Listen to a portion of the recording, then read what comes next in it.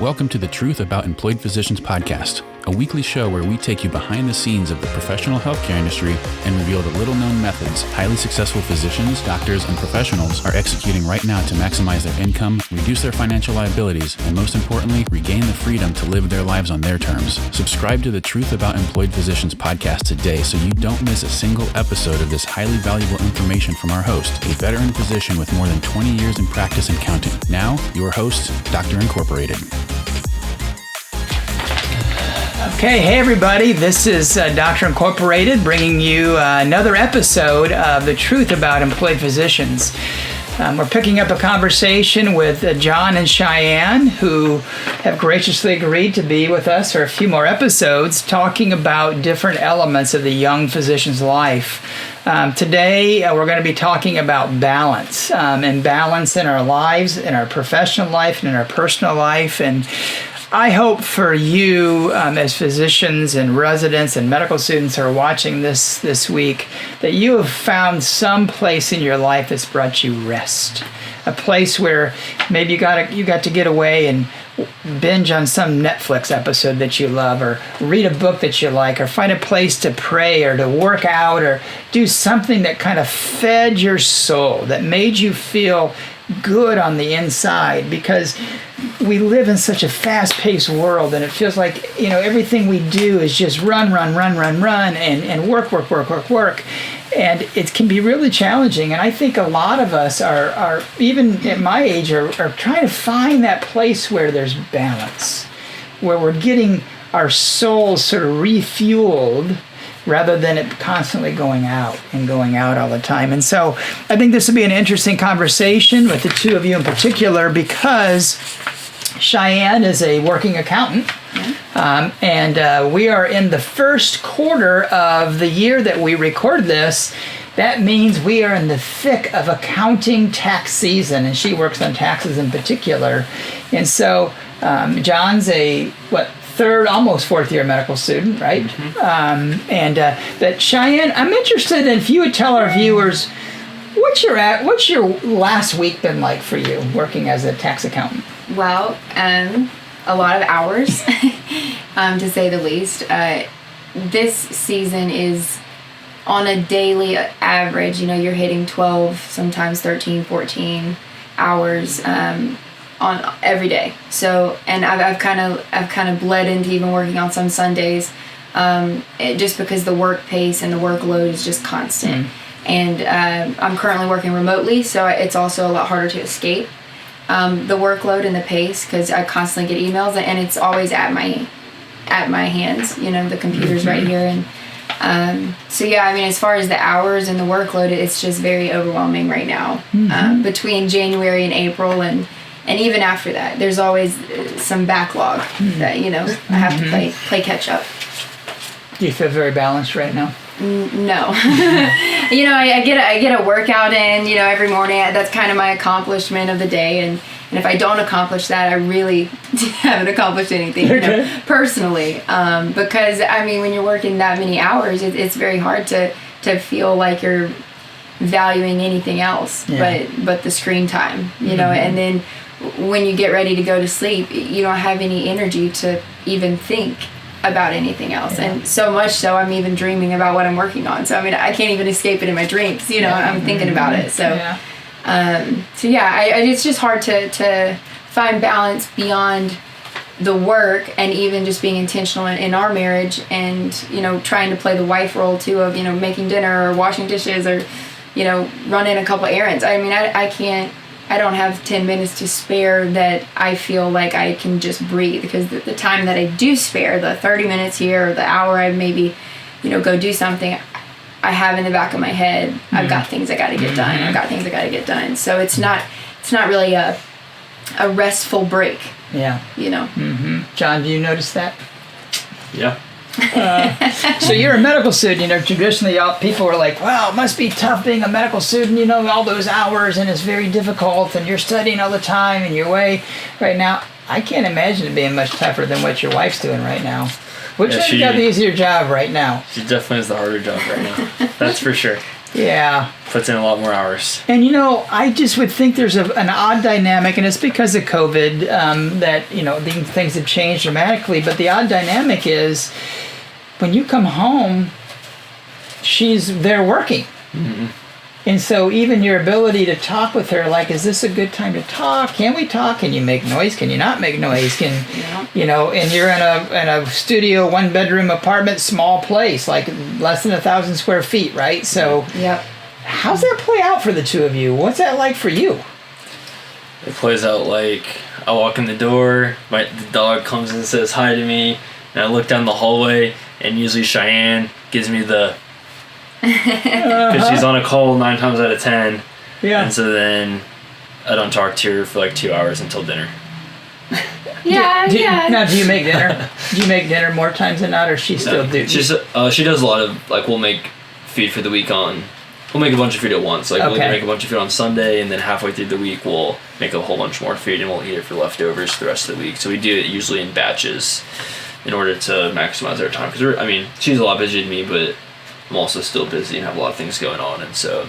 Yeah. Do you purposefully kind of find yourself doing some stuff outside of the apartment, like going to your friend's house to study, or going to work out, or going for a run, or doing something because if I come home, I'm gonna have to tiptoe around, and my wife's working. Not really. I actually prefer the quiet. I work better in the quiet, and with not having the ability to talk. If she's so busy that she can't talk to me, I can get things done at home. Okay. Versus when she's not busy and I'm the one busy, she can't help but try to talk to me. I have to then get out. And then I need to go somewhere. So when she's so busy, it's kind of like the best time to get my studying done. Yeah, I like the presence of people. I'm a people person, so I like having his presence. He doesn't have to talk to me. He can be quiet because I do need him to be quiet while I'm on calls or whatever. But it does become really hard when I'm trying to be intentional and he is trying to talk about detailed things going on in our life, and I can't talk until 10 o'clock at night, but then he needs to be asleep at 9 because he's getting up early, and so I'm as soon as I get in bed and I'm ready to kind of debrief from the day, I'm like, okay, let's talk this through. He's tired now, so we're on these different schedules that it's just really hard to kind of debrief on things that we're trying to go through, So, do you ever feel guilty about working out because she can't work out, or doing things that she can't do? Sometimes. Sometimes she makes me feel bad. Yeah. I don't make you feel bad. You do. No, I encourage it. Yeah, no, I can understand there being a little tension about I can't do that, but you can. But vice versa, that happens the other way when it's off season for you. It's a little bit. There's some of that goes on, right? Yeah, I think I'm more likely to do it anyway. Even if she's not, I don't like to go hang out with a friend or go do some other thing. It's more of the fun things, the work things or the school things don't matter, but it's more the fun things that she can't go do that she's like, well, I don't ever have time to go hang out with friends, but you do, and that makes me sad. Yeah. Things like that, versus when it's switched and I'm busy and she has time to go hang out with friends, I'm kind of like, go hang out with friends. I don't really. But then I feel guilty for doing that. Yeah. So he doesn't really have the guilt, but I feel guilty. Well, you're working so hard. It's a lose-lose for her. She feels bad either way. My goodness. So I get it that this is a really intense season for you, and it's hard to find balance. And I think even for doctors, we'll find that there may be certain rotations that you're on as a medical student that's really hard for a month or two, or maybe you're doing some of your rotations in residency that are like, man, you're always at the hospital, and those things are going to happen. So seasons do occur, but I know there's also other seasons when it's not quite as bad. Tell me what the two of you do to help yourself stay balanced in your life so that you're not consumed by work. Yeah, that's a hard one because a lot of times I do feel consumed by work, and I would say that I'm a loyal employee, and I try to give everything I can to any company or anything that I'm working on. Mm-hmm. So it is very hard for me to step back because I want to make sure I do a 110% type of job, and so it is hard to step back. But he's taught me honestly a lot about that, because when we first got married and he was in medical school, he was the one that was just slammed, and he would sit down, put the computer away, or studies away and have dinner with me. And like, whereas I'm like, you know, well, let me answer a few more emails while we're eating dinner. And, you know, it's really, he's a lot better about taking that step back and saying, no, we're going to eat dinner. That's we're humans. We're allowed to take an hour away or 30 minutes and step away. And I think that's really hard in our fast-paced life to do that. But I mean, we both work out. We'll go for walks together. So working out together, doing walks. Okay. Walks are a big thing. We have a dog now, so we walk our dog. But even before we had a dog, I mean, that's something that I think it was a good time for us to get out of our environment, get outside, and also it's just us two. So we got to kind of break down our days and, you know, debrief on our thoughts together, to where then if we come back into our environment and he needed to study or I needed to work, we kind of had that moment, those 30 minutes of, you know, walking or whatever it was to touch base, you know, because it would be just as easy to keep working and get more done, but there's always going to be more to do if you don't step back. I feel like the best way to keep balance is just have a plan out your days and plan out your weeks, and in order to make time for the things that matter to you and create balance. Balance is not going to just naturally, it's not just going to happen. Yep. You have to make it happen, in my opinion. And so if you plan things out, plan for the things that matter, plan for the balance that you want, then that gives you the best shot at making it happen. Doesn't mean it's always going to happen, but it gives you your best opportunity. So John, what refuels you? Working out, for sure. Working out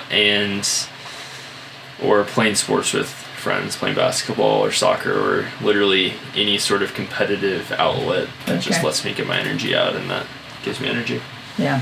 And do you do some of that with him, or are you just like watching that, Cheyenne, or what are you? No, I'll work out. Yeah, I'll work out. I'll walk, and I'm artistic, so I like to paint some, and it's just, I like to do mindless things, you know, sometimes to just kind of get away from reality and just be with him. Yeah. Do you find your faith life plays a role at all for that balance, kind of that inner life? Is that an important part to either one of you, or is it not? Yeah. Do you want to go first? Or? Yeah, no, I mean, that's definitely a big part of our daily life, and I think that it could be better, you know, and I think that's the hard thing with this fast-paced life. You know, how do you prioritize things? And you want to prioritize your faith and your spiritual journey, and I try to even do that in my runs, or if I go for jogs, or I'm a multitasker, so it's, you know, when I do a lot of yoga, so in yoga, that's kind of my prayer time. Okay. And so I get frustrated when I don't get that in. I'm not only not getting yoga in, but I'm also not getting prayer time in, and I'm also, you know, then balance in that whole day starts just, you know, detangling. And that comes back to the plan. As long as you have a plan, and I plan the night before. You know, I don't wake up trying to create a plan for the day. I plan the night before, and that helps the day start off with the balance that you have created, like John was saying. Yeah. Okay. Are you connected to a faith community at all, or have you found that to be an important part for you, or is that a little hard to do in medical school and where you're at in life right now and so forth? Oh, we have a church that we go to. It's been different this year because of COVID. We've been doing it all online. So you don't really get connected with individual people as much. So that's been challenging. We don't feel like we have as strong of a faith community connection as we would like, because we find it important, but it's been hard with the relatively transient nature of how our medical school is set up, in terms of you don't know if you're going to be there for a year or 2 years, or so like now currently, like, we know we're going to be moving in a month, so you know, why you don't want to get in a deep relationship with someone try to start something and then you just leave a couple months later, and so we're involved in that way. But in the future, that's something that we'll be more that we desire to be more active with, but unfortunately it just hasn't worked out for us currently. But with our friends, we have good deep conversations that can help us have a better perspective and good discussions on things. Talk to me a little more. Talk to me about the element of family. I know family is important, the two of you. Right now, you all live about 30-35 minutes from our home, so it's really pretty close by. You're 11-12 hours from your family, Cheyenne, but I know family is really important to you. So how does that play a role in balance and a sense of refueling, a sense of rest? Does being with family make you feel rested, or does being with family feel like it's just another thing to check the box with? No, I think it's definitely a restful period. I think, especially when you're just, go all the time. I mean, we enjoy driving the 30 minutes to come over here because it's an escape, and you have people around you that are supportive of what you're doing. And I think that's the same case, even 12 hours. I would drive 12 hours any day, honestly, is to just get a few days of detaching from the either lack of balance or just the change in your routine. I think that we have a lot of good balance in our life for the most part, but it can also become kind of mundane and routine. And so I think that it's definitely nice to switch it up and get that refueling elsewhere. Yeah, I think, I'm not to pat myself on the back, but I think our home, and I know your home, are pretty stable places, pretty functionally healthy, good relationships with extended family and with your parents and you as well, John. So when you're spending time with the family, actually that tends to feels good. It's an aha feeling. I'm not having to be anybody but just myself. And that's kind of feels pretty good. Now, there's some people in our audience that would say, man, it's so chaotic when I go see my parents, or when I go to my sisters and my brothers. It's like, I just hate it because they're different than me. They have different values. There's stress points that go on with it. And so I know you can be all over the place, listeners, in terms of whether family creates balance or help for you. But I know in your case, I feel like it's pretty stable, so that it does tend to provide some of that for you, doesn't it? Kind of a safe respite, yes, for sure, if you will, at times. Definitely. So tell me, Cheyenne, you gave me a glimpse into this, but you're part of Generation Z/Y. You guys are kind of right on the borderline of Generation Z. I guess so. We're think. 95, 96. Yeah. And so Generation Z in particular tends to have a pretty strong draw towards the balanced life, even to the point that they don't consider loyalty to the job as being priority. They consider loyalty to the balanced life, actually, as being their priority. And you're a little old school. You're more like a baby boomer, or even a borderline older millennial that way, in that you're very uber loyal. But John, you don't have as much trouble with that. It doesn't sound like you're going to do what needs to bring you balance, right? And no one else is going to take care of you more than you're going to take care of yourself. Ultimately, you're just a cog in the wheel for the corporations, and they care about you as far as you benefit them. Okay. And that's just the reality, and that's okay. I mean, that's just the true thing about life. And for most people, they care about someone or care about things as far as it benefits themselves. Does that make you want to be self-employed rather than employed by a corporation? I heard you throw a little fastball at corporations. They're a little like, zinger. Yeah, I think I definitely lean towards being in more control of your life, and you get that more when you're self-employed than you do when you're employed by a big corporation. You get the flexibility, and I feel like I've seen it most prominently with Cheyenne's work. She is salaried, and so when she's working 80 hours a week for 4 months, she doesn't get paid the difference. And then she still works 40 hours a week she still works the regular hours the rest of the year, and she doesn't get paid that difference. And so to me, it feels sometimes like she's being taken advantage of by the corporation and not getting her true value, versus if she got paid by the hour and worked the hours that she wanted to work.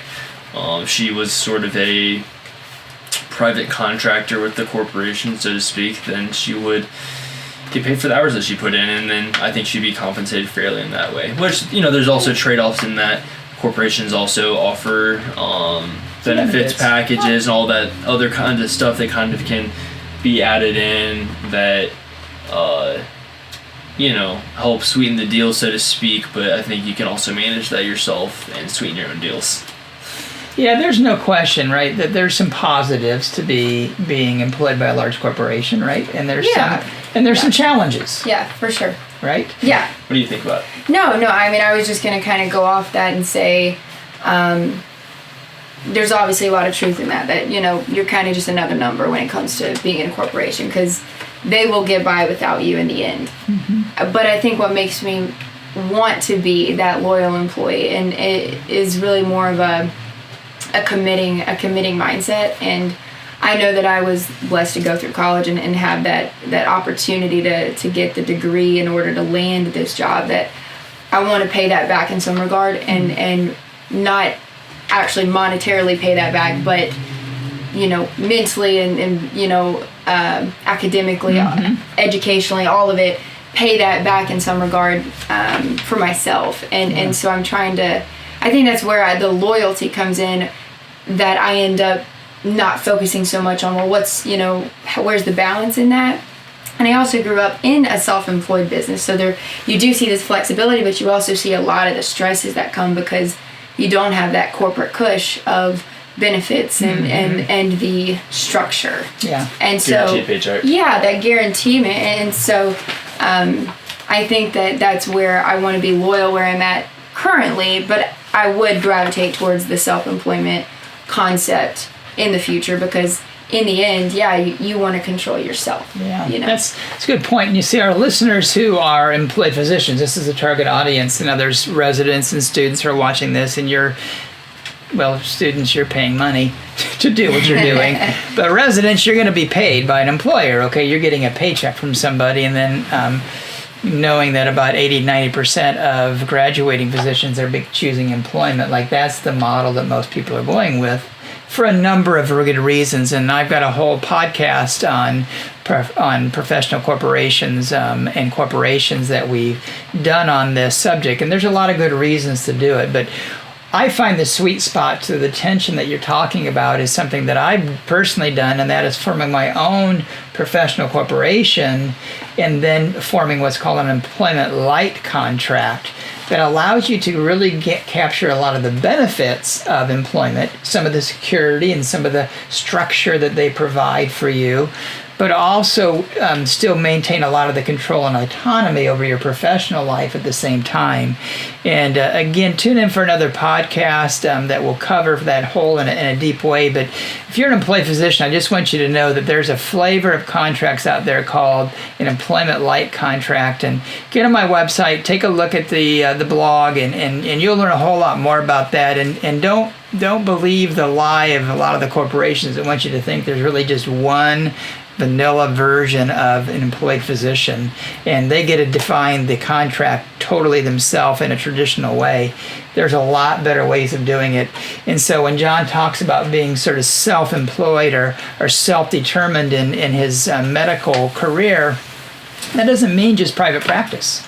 In fact, I would just go so far as to say private practice is still in a shrinking minority of the physician world, and probably will continue to be in a very minority state. But I think there's a lot of opportunity for us to recreate the employment light market and grow that so that we find that balance. And I don't know where you'll land in that, if you're going to be a private practice physician or if you're going to be an employment light, or maybe you'll surprise yourself and be fully employed by somebody in a traditional way. I don't know. But there is a tension, because at the end of the day, we want balance is sort of connected to well-being, and well-being is sort of connected to control and autonomy, right? The more you feel controlled by somebody, like when you're working 12 hours and the boss says, your boss above you says, oh, I got this that needs to be done today before midnight, and they just threw 2 hours worth of work on you after 12 hours of your long day, you don't have a choice. Yeah. And especially if you're a loyal employee and they know you're a loyal employee, they're going to ask you, not the unloyal employee, to get it done by midnight, and all of a sudden your workload just goes up, and up, right? And you get further out of balance, further and further out of balance. And ultimately what leads to it is a sense of burnout.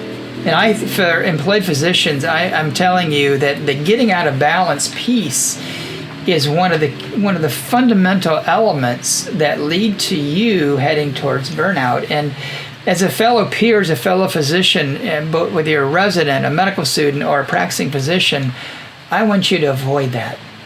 I want you to avoid that at all costs. And it really, does come down to, as John said, sort of predetermining, like how far am I going to go in this? And I think Generation Z is kind of right in prioritizing balance over killing yourself for the company, because at the end of the day, the company will just say when you're done, oh, we'll just get another one of you, because they can. And that's a true fact. That's a hard truth that I've learned in 25 years of doing employed medicine, that I've come to realize is my company might, quote, love me, but they don't really love me like I love me, okay? And I have to learn to love me and do what's best for me, not just totally what's best for the company. And done well, it can be a mutual marriage, though, and it can go well. So, finding balance, though, is really critical. Younger physicians, younger people tend to multitask. It's funny that you mentioned that you're a good multitasker. Are you a good multitasker, too? No. Okay. You're typical physician that way. I'm better at doing 100%. I'm very effective at being 100% focused at one thing at a time, but multiple things at once is not going to turn out well. Not going to go well. All right. So it's good that you have a wife that is multitasker then too. You guys can offset one another that way, right? Yes, for sure. So, I think there's 4 key elements to really well-being, and when it comes to finding balance, is that quality of life. It's life outside of medicine, is doing things that aren't just medically oriented. Do you guys have a lot of friends outside of medicine? Yeah, I mean, they're varied, and they're all in different careers, and then some are medical students as well. She's got a lot more, but she also is not fully in medicine, so I don't have as many. Yeah, I mean, I have some coworker friends, but then also have some from college. High school. Yeah, it's a little tougher when you're in the medical school thing, I think, too, honestly. And even residency, that's all year round. Yeah. You're only around that. Yeah, so. that could be a little bit harder. Got a few friends from the past, but most of my closest friends now are. Yeah. Do you guys have shared hobbies or shared things that you do that sort of pull you towards common folks who aren't in medicine, who aren't professionals, who are just... we like to play sports together and with other people. So I play tennis or soccer, basketball, things like that. I think you end up with groups of people that are not medically specific. I don't know. Yeah, probably. Yeah, you probably do that more than me. I mean, I think that the couple medical school friends we have, I happen to be friends with too. So, I mean, I think we have less hobbies, more just gatherings and, just trying to be relational in those conversations. I think that's really more of what I do right now. I don't really share hobbies with anyone in particular.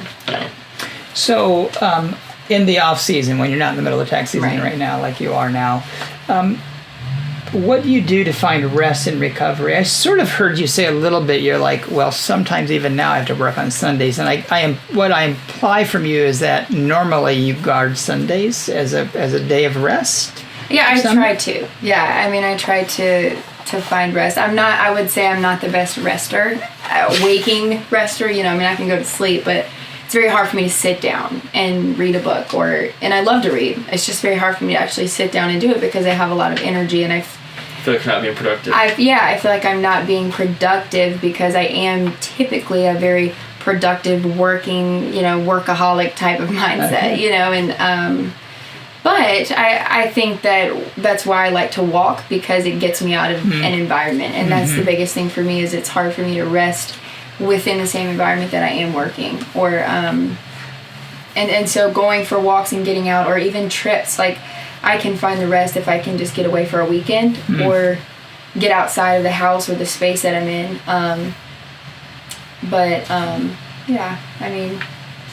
How about for you? What creates rest and recovery for you?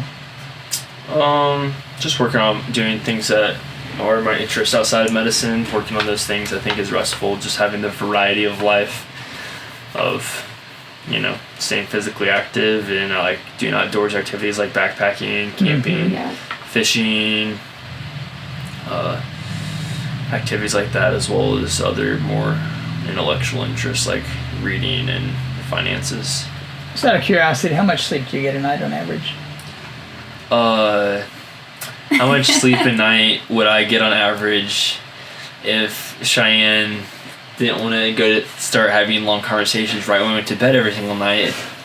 Would be 8 hours. Every night I plan to get 8 hours of sleep. The amount of hours that I typically get every night is more like 6. Okay, all right. He's a little dramatic there. I think he does get 8 on the majority. Not even there are close. some times that my mind starts working at 10 o'clock at night, and that's when all my dreams and all my thoughts and all my plans come out. But she can't. as a whole, but I can't go to sleep either. No, you can't. That's part. We're a one-pack deal, so you gotta. So do you average about 8 hours then too? I think 8 hours. I mean, I think that's an average. The difference being I get up at a set time because of we both medical do because of medical times. school. Like you have to be in at certain times and things like that, and so like I get up at 5 a.m. every day. Versus Cheyenne has a little bit more flexibility in what she can do, so it doesn't matter as much when she goes to sleep because she can make up the missed hours. Versus if I don't go to bed at 9, I'm not getting 8 hours of sleep, right? So all the time that gets lost is lost. So we strive for 8 hours of sleep, and he said on average. Usually unsuccessfully. 8 would be the max. It's a very interesting thing, I think, in the context of marriage, right? That's part of what you're dealing with there is, and as two worlds clumb together in a marriage, and what makes you feel rested may not be the same thing that makes your spouse feel rested. How much sleep they need versus how much sleep you need doesn't always equal the same. And so that's just a dance. And you guys are still newly married, and you're still kind of sorting that out a little bit with one another in the context of your professional world and then in your medical world. And I know for my wife and I, going for a run for me, man, that will make me feel good and rested and feel invigorated and good. For my wife, going for a walk, going for a run, that's a no-go. That's a no-fly zone. But even going for like a walk, it's more of a duty before her health than it is like invigorating to her. She'd sleep. I think my wife could sleep easily 12 hours a day and still feel like she could sleep a little bit more. Take a nap that day even, okay? And that's just her. That's what fills her up. Like I'm not like saying it in a negative way. I love my wife. But what activity might fill me up, and then sleeping is what fills her up. So we've had to kind of figure that out over time. But it's this sort of like give and take, right? Like I know that if I encroach on her sleep time too much at night by trying to talk to her or do stuff, it ain't gonna work out well for a few days. And vice versa. She knows she gets up with me at 6:30 in the morning to work out. Trust me, if it was just up to her alone, she would not be getting up at 6 or 6:30 to work out with me. But she does it because it's connection time, it's time that we relate, it's good for our health, and there's a number of reasons to do it. But that's just marriage, balance, figuring it all out, and that's really very much part of it. Having work boundaries is really an important part of finding balance that was well. And Cheyenne, like we've touched on already, that's tough for you when you are doing remote work in a 900 square foot apartment that is, you're never away from work. How, like, I can't imagine how difficult that has been this past year, not having any work boundaries. Has that worn on you? Yeah, definitely. Especially if you're loyal.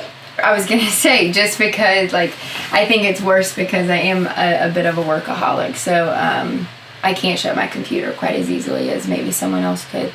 But it is hard, especially with breaks. I'm working during my breaks in the house. I'm either washing dishes during that 10-minute break, or I'm doing clothes during that 20-minute break, or that I feel like I'm just constantly doing, and when it comes to doing the resting piece, I don't have a space to do that, or I don't feel like I do, and that's why I get outside. But you can only be outside so much. You got to come back in, and so.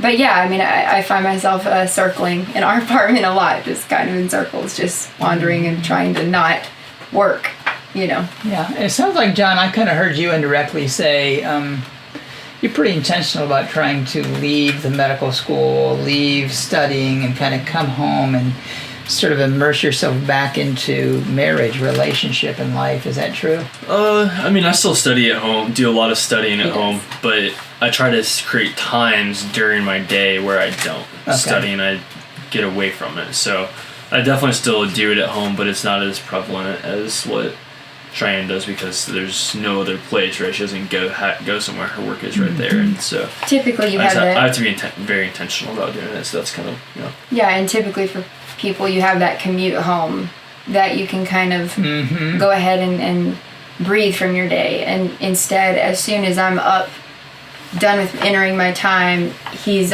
ready to hammer with questions or conversations, and not in a bad way, but he's got a lot. Like, well, I mean, you're just like, you got a lot of thoughts, and so that's hard too, because I need at least 5 minutes to just kind of like let me think through some thoughts here, let me file away my day. But I feel like I'm filing away my day at 10 o'clock at night when we get in bed. And that's why he's like, wait, it's time to go to sleep. It's like, well, no, I've got to file some things away, Yep. So the last area of kind of well-being and sort of balance is financial independence. And I think, you have some debt, so you're not totally financially independent. And man, if you were financially independent as a medical student in a second-year married life, a pretty good place to be in. But you have a plan. You got a financial plan. What I kind of heard you say is, you guys kind of follow this financial plan because you have a goal of financial independence? Or tell me a little more about that and why that seems to be important to you. Yeah, so we just, like we said, we think planning is important. We want to take control of our lives just in general, but also take control of our finances. And so we plan our finances. And we want to... A lot of your autonomy and control and decision-making in life is tied to your finances and be able to pay to live, right? There are costs and trade-offs to live, and so if you can accumulate a certain amount of resources that allows you to do the things that you want to do with no tie-downs, we find that to be really valuable, and so we plan for that. And so we have like a loose number in our head of what we think would be a good amount to live on for us per year and how much money we would need to have invested or saved in order to reach that number. And so that's something that we work towards and save towards and invest towards. And so how old are you guys? You're 24. 25. Yep. 24, 25. Well, and I think something that we do in that planning process is right as soon as we got married, we started talking about how we were going to live financially, and our goal is to live under our means. And I think that we're disciplining ourselves now to live under our means, and we have things built into our so-called budget that we're not technically paying out right now, but they're built in as if we're paying. And so we're technically living under really our budget, and that's going to help us, I think, post residency. Instead of buying that first big home, I think we'll still try to live under our budget, to live in that moderate zone before we continuously so you can reach financial independence, right? Because you have, and listeners, listen to this. This 24 and 25-year-old who I think is part of Generation Z. To be honest, I think part of this generation is thinking in this way. They do value financial independence and actually see their careers in medicine as a means for reaching financial independence more so than their careers in medicine as sort of just a lifelong career and calling. In other words, they're going to leverage the high income of your medical career to reach financial independence. And I kind of hear you guys saying that, but man, you already know a couple things that most of you have no idea about in your world. And if you read my website, if you read the blog, you follow along with us in the podcast, you'll learn more about this, but you probably know your net worth.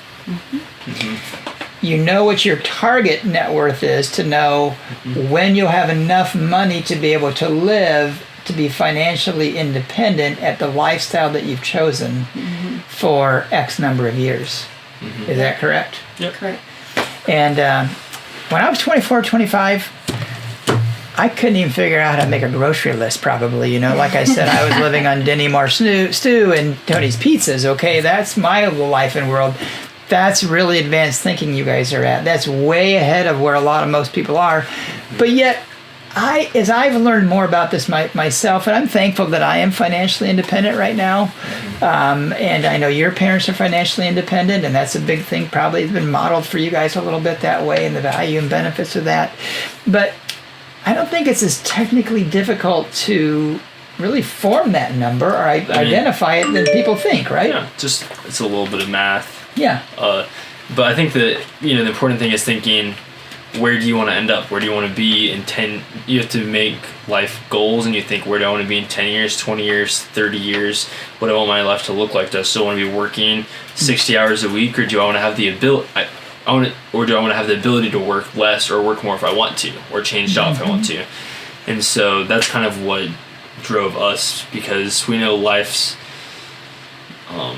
unless you dream it up and plan for it, things are never going to happen. Life isn't just going to fall into your lap in perfect order. You have to make things happen in your life and kind of have take control of things. And I think that's kind of results in where we're at. I think that's important for everyone to be aware of. We're definitely advocates for that among our friends and peers, that the importance of being in control of your finances and planning ahead, and Definitely. just so much financial education that most people aren't aware of, and we've kind of took it upon ourselves to educate ourselves financially. And we were fortunate enough to have families that gave us a step up in that, but a lot of it we also just took the bull by the horns ourselves and have worked really hard to learn a lot. And and we have that information at our at our fingertips to learn a lot.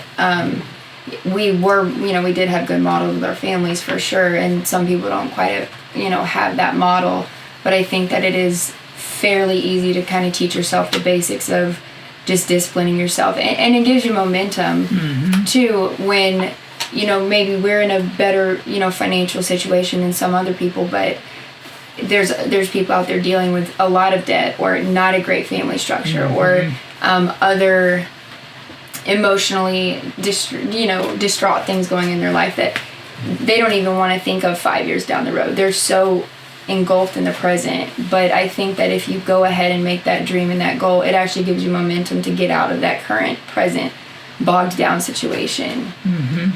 Yeah, I think as doctors, our maximum professional and personal autonomy is found definitely when you've reached a point of financial independence. You're free now. You're not encumbered by somebody else that controls you. You now fully control your financial destiny. That's a huge element.